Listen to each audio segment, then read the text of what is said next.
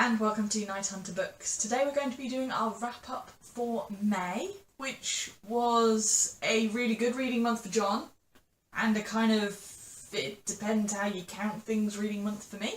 At the start of the month we did the One Readathon to rule them all, which was a lot of fun, kind of fantasy based. There were lots of challenges. We failed at most of the challenges, but we probably read slightly more than we would have otherwise, so it was good to get that kick. We will talk about the books we read as part of that. And I think I discovered yet again that I don't do very well with restrictive TBRs. Yeah, we might stop doing TBRs for John for readathons. It's just a list of random books that he's interested in at the time. Oh no, it's a list of books that meets the criteria for the meeting the challenges. And then I go read something else. Read different books. My first is Beneath the Sugar Sky by Seanan McGuire. This is the third in the Wayward Children series, centred on a boarding school that houses children who have been to other realms, whether that's down the rabbit hole, through the back of the wardrobe, or through some other means of travel to faraway places. This continues the storyline. Characters age, some of them have moved away, and this has a really fun sort of quest element, which I can't really say much about because it's the third in a series. Suffice it to say, this series continues to be as fun as ever. You get to see a few familiar faces and a new character who's introduced who's a lot of fun, and it does weird things with causality and time, because when nonsense realms are involved, everything's up for grabs. Memory of Water by Emmy Ittaranta.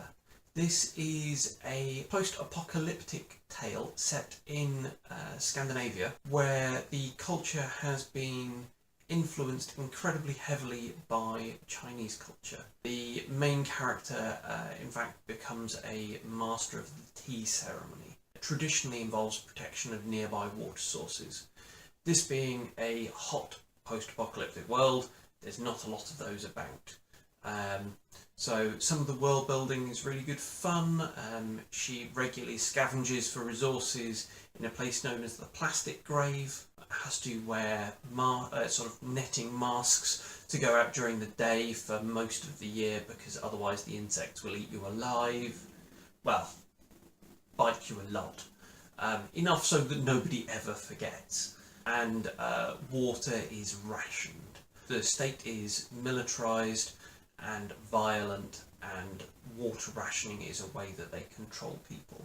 One thing that made me a little uncomfortable about this, in some ways it would have been really interesting to have a look at the sort of failure modes of sort of a Northern European social democracy, and look at how that could have gone badly wrong in this future. It felt a little bit of a cop-out, and also a little unfair to have a Chinese brutal regime move in. Right. Which is not to say that it's not interesting, and the cultural mixing that takes place is really interesting. Probably a little more literary than I'm used to reading. So if literary apocalypse in the far north sounds appealing, then That does sound like my kind of thing. The last book I read as part of the readathon is Witch Boy by Molly Ostertag, which follows a young boy named Asta, who's grown up in a family where boys are shapeshifters and girls are witches, and he wants to be a witch. He's actually got a bit of a talent for it, and shapeshifting doesn't seem to be coming naturally to him at all. Bad things happen to his family, and there's lots of interesting conversations about norms, where they come from, and when they should be challenged. I really enjoyed this. The art is gorgeous. So I didn't do very well on the challenges. I certainly didn't read, I don't think I read 1,000 pages in total, let alone in one volume. I almost certainly did the less than 300 pages, and I believe at least one of the writers that has English as a second or more language. So, and there's some LGBTQ stuff in there as well. So, you know, it got me reading again, so it's not a bad thing. So as the readathon, I did start reading 1Q84, this beast here. I did not finish it. I got about 350 pages in, which completes book 1 of the 3 books, and that is still quite a lot of pages, so I'm relatively pleased with that. I am quite enjoying it, but I'm still finding it quite slow going. I think in particular because it's a very heavy book, and I've spent a lot of time this month not wanting to carry a very heavy book around. So I'll wrap this up properly when I've finished it, hopefully at the end of this month. However, I did read something else in the readathon, which I was not actually intending to read. I did try and read Sorcerer of the Wild Deeps, but I wasn't getting along with it particularly well, and considering 1Q84 isn't the easiest read, then I decided to put that down and try something else. So I started reading Black Ties of Heaven by J.Y. Yang, which is a Tor.com novella. And is one I think quite a few other people were reading for the readathon as well, because it seems to tick off nearly every challenge. And I really liked it. It's part of a duology, so I'm definitely going to buy the other one to read on holiday this year.